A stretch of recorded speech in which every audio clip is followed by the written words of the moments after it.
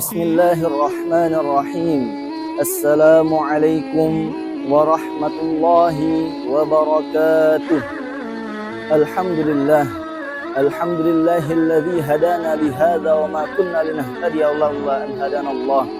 Asyhadu an la ilaha illallah wahdahu la syarika lah wa asyhadu anna Muhammadan abduhu wa rasuluh la nabiyya ba'dah. Allahumma fassalli wa sallim ala sayyidina Muhammadin tibbil qulubi wa dawaiha wa afiyatil abdani wa shifaiha wa nuril absari wa diyaiha wa qutil arwahi wa ghidhaiha wa ala alihi wa sahbihi wa sallam. Saudara-saudaraku yang dirahmati oleh Allah Subhanahu wa taala, segala puja puji syukur kita kehadirat Allah Subhanahu wa taala, yang mana Allah Subhanahu wa taala tak henti-hentinya, tak bosan-bosannya memberikan kita berbagai macam daripada nikmat-nikmatnya, dari nikmat sehat wal afiyah, dari nikmat Islam dan iman, hingga nikmat taufik dan hidayahnya, sehingga kita masih dapat berkumpul di 10 Ramadan terakhir ini. Salawat serta salam lalu kita haturkan kepada junjungan kita Nabi Agung, Nabi besar Muhammad sallallahu alaihi wasallam beserta keluarga, sahabat, kerabat dan para pengikutnya hingga akhir zaman. Karena berkat beliaulah kita diangkat derajatnya oleh Allah Subhanahu wa taala. Kita dimuliakan oleh Allah Subhanahu wa taala sampai Allah Subhanahu wa taala abadikan nama kita di dalam firman-Nya, kuntum khaira ummatin ukhrijat linnas, yang artinya kalian adalah sebaik-baik umat yang dikeluarkan oleh Allah Subhanahu wa taala. Kalian adalah sebaik-baik umat yang pernah dilahirkan oleh Allah Subhanahu wa taala untuk umat manusia. Maka ikhwani rahimakumullah, sudah patut bagi kita untuk memperbanyak bersalawat kepada baginda Rasul sallallahu alaihi wasallam.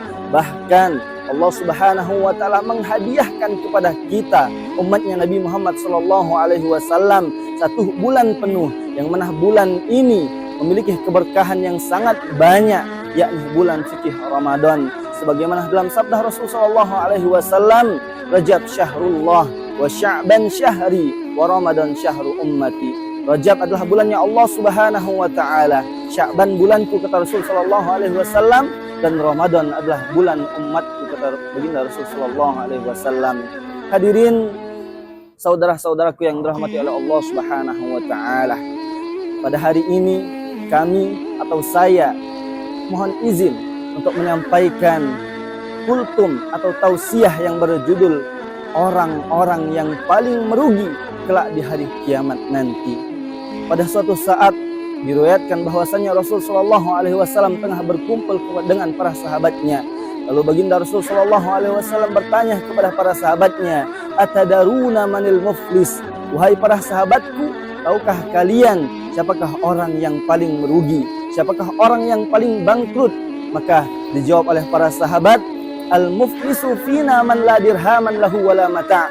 Sesungguhnya wahai Rasulullah, orang yang paling merugi di antara kami, orang yang paling bangkrut di antara kami ialah orang yang tidak memiliki harta maupun benda barang berharga lainnya.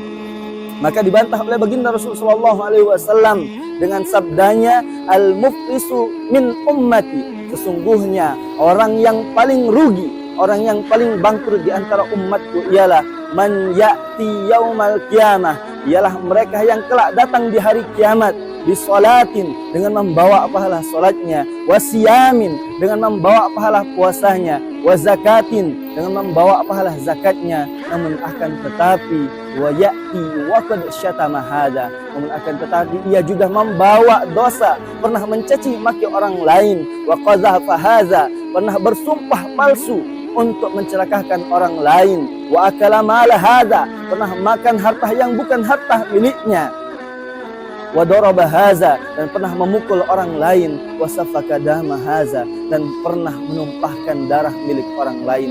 Maka apa yang akan terjadi kepada orang-orang tersebut? Maka kelak di hari kiamat orang-orang tersebut akan meminta pertanggungjawaban kepada Allah Subhanahu wa taala. Maka apa yang akan dilakukan oleh Allah Subhanahu wa taala? fayu'ta hadza min hasanatihi wa hadza min hasanatihi. Maka Allah Subhanahu wa taala akan ambil kebaikan-kebaikan, pahala demi pahala orang yang telah berbuat zalim tersebut. Allah Subhanahu wa taala ambil pahala salatnya, ya Allah berikan kepada orang yang pernah ia caci maki. Ya Allah ambil pahala puasanya, ya Allah berikan kepada orang yang pernah ia bersumpah palsu untuk mencelakakan dirinya. Ya Allah ambil pahala zakatnya, ya Allah berikan kepada orang yang pernah ia makan harta yang bukan harta miliknya. Maka ikhwani rahimakumullah, muncul pertanyaan, lalu bagaimana kalau seandainya amal ibadahnya telah habis, pahala-pahalanya telah habis, dibagikan kepada orang-orang yang pernah ia zalimi, namun akan tetapi orang yang pernah ia zalimi masih ada yang belum kebagian. Maka dijawab oleh baginda Rasul sallallahu alaihi wasallam, fa in faniyat hasanatahu qabla ayyubama alaih, maka tatkala pahala-pahalanya, amal ibadahnya telah habis dibagikan kepada orang-orang yang pernah ia zalimi, sedangkan ia belum menyelesaikan tanggung jawabnya, maka apa yang akan terjadi?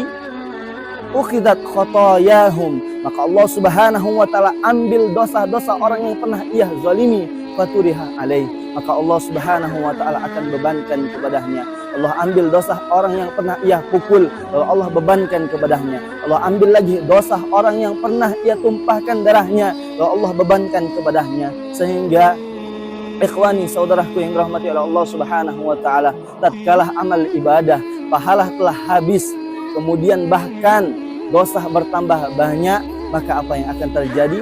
Faturihat finnar, maka orang tersebut akan dijerumuskan oleh Allah Subhanahu wa taala ke dalam api nerakanya. Nauzubillah summa nauzubillah. Ma'asyiral hadirin, saudara-saudaraku yang dirahmati oleh Allah Subhanahu wa taala. Oleh karena itu ikhwani rahimakumullah, sungguh rugi kita, sungguh bangkrutlah kita tatkala semasa dunia rajin beribadah, rajin berpuasa di bulan Ramadan, rajin mengaji, rajin bersedekah, namun akan tetapi kita juga memiliki dosa, pernah mencaci maki orang lain, pernah menumpahkan darah orang lain, pernah makan harta yang bukan harta milik kita, maka sungguh kita akan menjadi orang-orang yang paling bangkrut atau orang-orang yang paling merugi kelak di hari kiamat.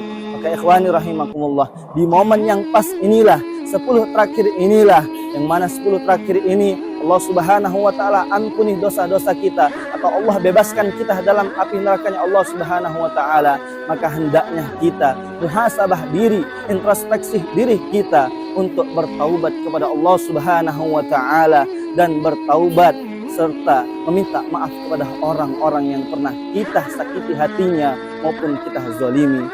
Sekian dari kami, mungkin semoga tausiah yang singkat ini dapat bermanfaat untuk kita semua, untuk kita, agar kita bisa berubah menjadi umat yang mana umat yang tidak akan rugi di hari kiamat kelak.